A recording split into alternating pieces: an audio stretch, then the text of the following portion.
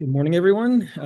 It's a pleasure to be here. Really excited to finally actually meet many of you in person. I know we've been on Zoom calls for the last couple of years for some of you. So I'm just really grateful for SRF's invitation and sponsoring the study that you'll hear about in a moment. So I represent Unravel Biosciences, and we have a very different way of going about drug discovery, really going backwards. So you're probably familiar with drug development in general. You start with a target. There's mice, in vitro models. A lot of stuff happens before you get to patients. Then the critical question gets asked, does it actually work in a real patient? And then that's, if the answer is yes, it's safe enough, you can go to the market, which is represented by that pill bottle over there. I'm going to be a downer here. This process sucks. It really doesn't work, and this is a very generous statistic. If it's a new target, it's anywhere from 1 to 2% if you're successful, and some programs have not been successful to date. So, not a great bet, especially if you're a company, to have a 5% success rate, kind of on the high end. And so why is that? And our thesis is that diseases are not patients. You get these great graphics. I'm just picking on 3 diseases that we work on in some capacity. Diseases are not patients, and people are trying to solve a disease problem, but not the patient side of the problem. And so what we do is we develop drugs based on a process driven entirely by patients. So same logo, same little buttons, but they're backwards now, right? So we look at the patients first, and we want to ask the critical question, does it work in a real freaking patient?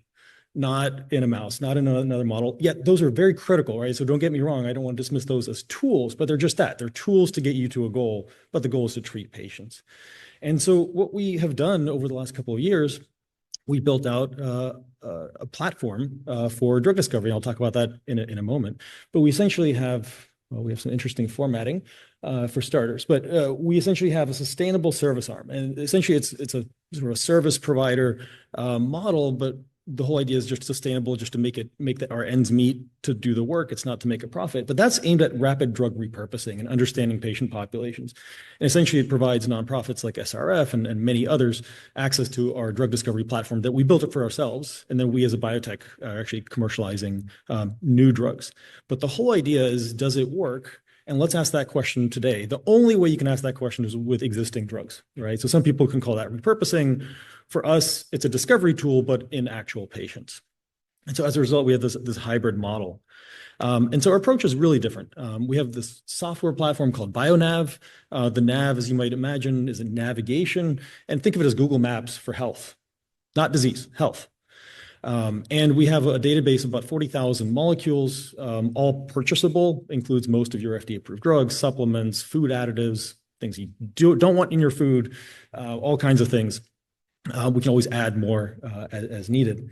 And essentially, it's a network analysis of what's going on. It makes no assumptions about what a disease is or isn't, mechanisms, cell types, and we feed it patient data, patient RNA data.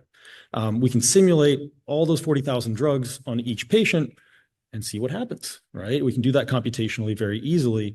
We can then translate that into in vivo models like the Wilsey lab that you see all the beautiful pictures of tadpoles. We use tadpoles as well.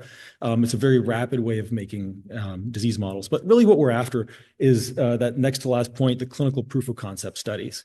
We want to see, does it actually work in real patients?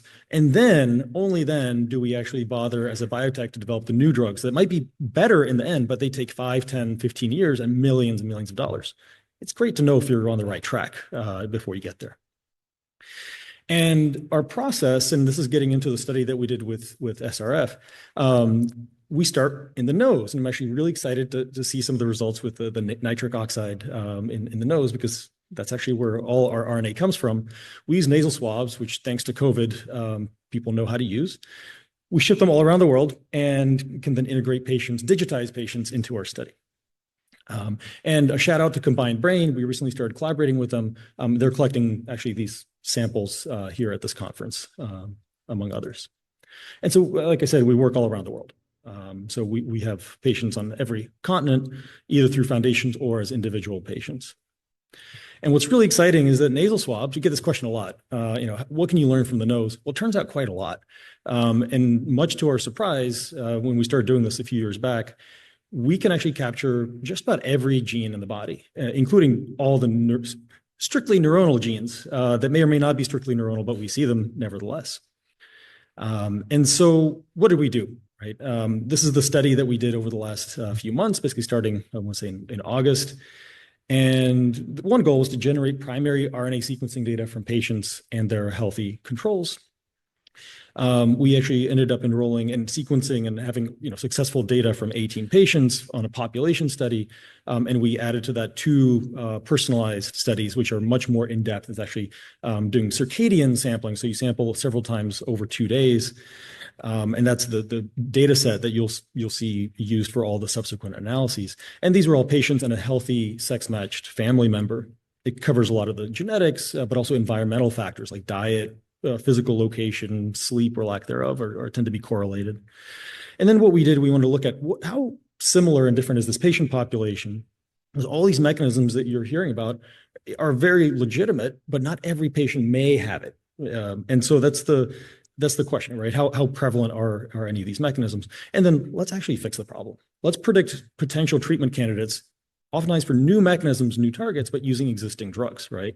That's what we're after. And so here's the overall result, high-level result. All those boxes are basically correlation values. So red is positive correlation. So basically the drug lists that come out for each patient are very similar. There are very few blue boxes, which is great to see because it means that there are very few anti-correlated patients. But you can start seeing that there's definitely 2, maybe 3 subgroups within SYNGAP patients. And that column on the left here, if that's, yeah, right there, that shows basically, is it a haploinsufficiency or something else? And then it shows the more detailed molecular consequence of the mutations. There are no very clear patterns. And I think that's one of the things that always comes up is that there's a lot of these assumptions being made about a haploinsufficiency having very deterministic effects. That's not always the case, sometimes, but not always the case. And so we want to know that before we embark on any drug discovery program. We can layer additional metadata on there. And so it's not meant to be read necessarily because there's a lot of detail. We've analyzed that there are no real clear patterns is the bottom line, tied to sex, age, the exon of the mutation, the specific molecular variant. Nothing jumps out. There are some patterns within these groups, but classifying patients into group 1, group 2, group 3 is not based on these sort of clinical markers.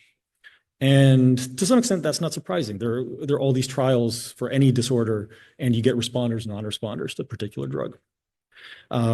Taking a look at the top 10 predicted drugs, just as a note, in public presentations, we don't share drug names. We share everything with the foundation, absolutely. For various reasons, we don't do that. But you can see that in blue, that means very highly ranked. So just look at these patterns overall. And then as it gets more red, it's on the bottom end of the rankings, which is actually sort of contraindicated for the disease. It could actually make the disease worse.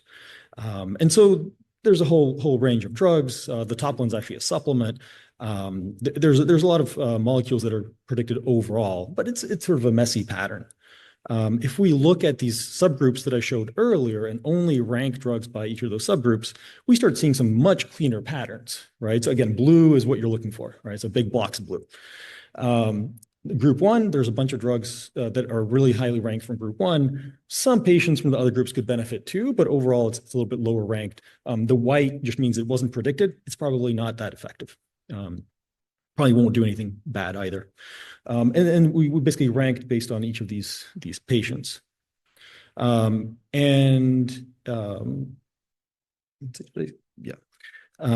so we wanted to start seeing, especially for the 2 patients, what is actually conserved across the board, and some really interesting drug categories. These are based on known mechanisms of the existing drugs. This is not necessarily why they were predicted. But you start seeing kind of these insulin-related mechanisms, tubulin modulators, which are very relevant to cilia as well. And then what was really interesting is they're actually sodium channel blockers that have, depending on the drug, you have a very different effect. So they're not predicted to be effective as a class, but that pattern is actually very similar between the 2 patients where we did a much more deeper analysis. And just as a reminder, those were in completely different subgroups. There's something changed with the slides here. Let's see. I think I have a slide missing. Let's see, there we go. One thing that started coming out very early on, again, this data is only about 2 weeks old, but one thing that started coming out really early on was looking at platelet inhibitors, platelet activation inhibitors. And those actually, every drug is a dirty drug. Platelet inhibitors actually have many other activities besides on platelets. And we started looking at the pathway, so looking at like reactome annotations for the whole population, and we started seeing these reactome mechanisms come up as being very significant for PDGFR, PDGFRA, that also modulates platelets. But what's really interesting, it also modulates oligodendrocytes and the myelination cell precursors. What's interesting is that, again, this may be looking at why these different patients have different responses. So UB144 was in group 1. That patients had a lot of drugs highly predicted in this category. And the other patient, UB155, which again was in group 3, did not. So there may be some differences even across the patient population. And we started looking into this a lot more and looking at, okay, what is actually going on in these individual patients? Is this actually somehow related to not just platelets, but oligodendrocyte precursors? And so we started looking at some of the typical markers of OPCs. And again, this is from a nasal swab, right? At the top, you see the OPC or oligodendrocyte precursors and some parasite labels, markers, some signaling that sort of encourages differentiation into mature oligodendrocytes and then into the actual myelinating oligodendrocytes. And you start seeing some patterns emerge, again, for UB144, but not nearly as much or almost the opposite pattern for UB155. Just to show how different these individual patients can be, right? That there isn't necessarily one pattern across the board. What we also wanted to see, and this just came about from some literature searches that we're doing on oligodendrocyte precursors. There's some other genes that popped up, SRRM2, which again, is sort of a splicing regulator. It was just shy of being significant in this one patient, but that one's actually downregulated. And then basically the rest of the results of the published study that's shown there agree with our results. And then GAB1 also was significantly downregulated. And that also aligns with these myelination deficits. And then leads into actually GSK3 beta. And last night I had a great conversation with 4M Therapeutics, and there might be something very relevant there. So all these pathways are starting to emerge. Again, this is from the patient's noses that point to these really exciting mechanisms that are being studied in much greater detail by some of the attendees here. And so just in conclusion, what we were able to do, thanks to SRF support, we generated RNA-seq data from actual patients. And this encompasses not only SYNGAP, the genetic implications of that, but also all the other 25,000 genes that turns out matter, but also things like diet, sleep, microbiome, you name it, right? All of that combines into what a disease actually is. And so that data is available for further analysis. It looks like overall there's at least 2, but probably 3 subgroups that we should start thinking about in terms of drug response. There seems to be, at least initially, kind of what jumped out at us was a link to myelination abnormalities. And then really importantly, we have a number of very promising, seems like low risk, very relatively easy to clinically translate treatment candidates. And that's the whole idea, right? Let's ask if it actually works. And so a huge thank you, not only to the foundation, but to the wonderful families who participated. And I have to say, we worked with about 40 different programs, 40 different disorders. SYNGAP families were the fastest, most efficient at getting everything in. By far, you should be very proud of yourselves. It's absolutely amazing. You made our clinical research coordinator very happy. So she's not here today, but she's been so excited to work with you guys. Anyway, thank you so much for letting me speak here. Really excited to have more conversations, and yeah, thanks again.